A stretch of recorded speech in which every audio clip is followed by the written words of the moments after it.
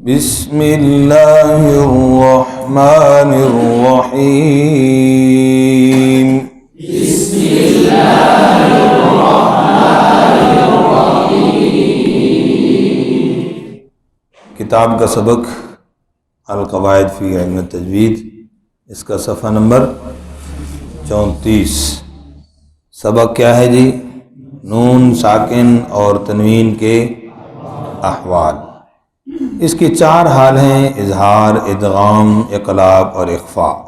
Number 1، اظہار حلقی۔ لغوی معنی اظہار، خوب ظاہر کر کے پڑھنا، ظاہر کرنا۔ اصطلاحی معنی نون ساکن اور تنوین کے بعد حروف حلقی میں سے کوئی حرف آ جائے تو وہاں کیا ہوگا؟ دیکھو صحیح لگا ہوا ہے، وہاں کیا ہوگا جی؟ میں نے کہا یہ مائک صحیح لگا ہوا جی، وہاں کیا ہوگا جی؟ اظہار ہوگا۔ جیسے من آمانا، جیسے جی، تو سواء علیہم،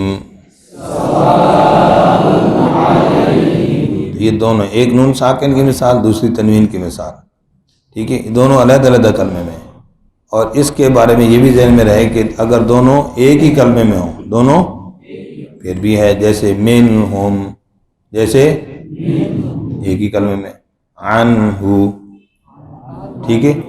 تو یہ نون ساکن کے بعد حروف حلقی، ٹھیک ہے، تنوین کے بعد اسی کلمہ میں ہو چاہے دوسرے کلمے میں ہو، دونوں صورتوں میں اظہار جی۔ اظہار حقیقی یا اظہار حلقی دونوں نام ہیں۔ حروف حلقی حمزہ، ہا، عین، حا، غین، خا ہے جی۔ نمبر 2، ادغام، ایک چیز کو دوسری چیز میں داخل کرنا۔ لغوی معنی اور اصطلاحی مفہوم، نون ساکن اور تنوین کے بعد حروف یرملون میں سے، یا، را، میم، لام، واو، نون، یرملون میں سے کوئی حرف آ جائے تو ادغام ہوتا ہے۔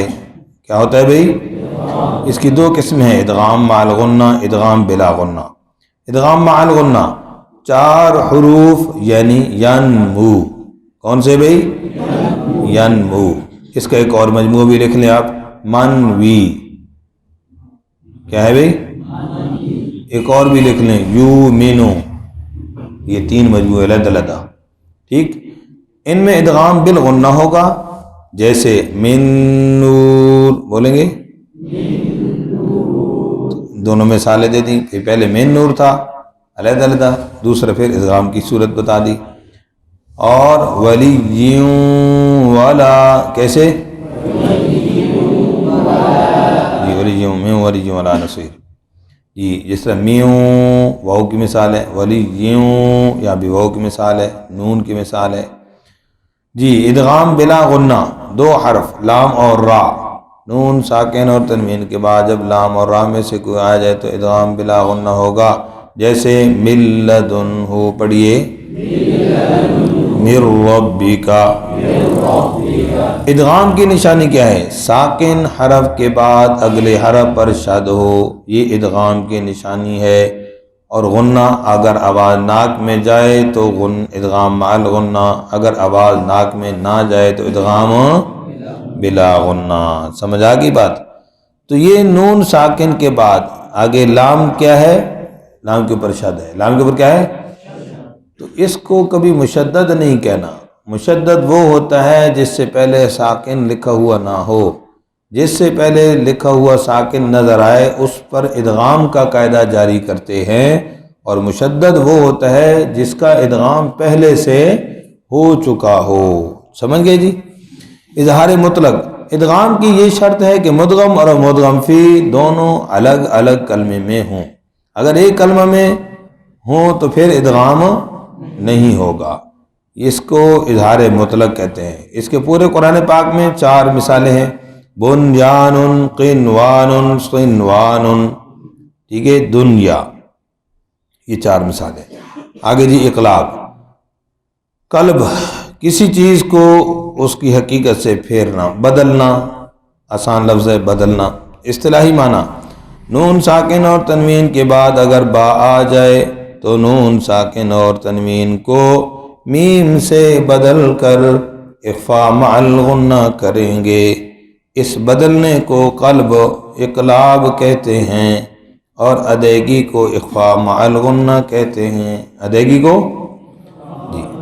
اب نون ساکن تنوین کے بعد با آ جائے دیکھیں تو اس کو نون کو تنوین کو کیا کریں گے؟ میم سے. اس بدلنے کا نام اقلاب اور ادائیگی کا نام کیا ہے؟ اخفاء مع الغنہ. ٹھیک ہے. ظاہری تبدیلی کا نام کیا ہے؟ اقلاب ہے. اور ادائیگی کا نام کیا ہے؟ جی. پڑھنے کا طریقہ کیا ہے؟ جیسے اخفاء شفوی کا تھا.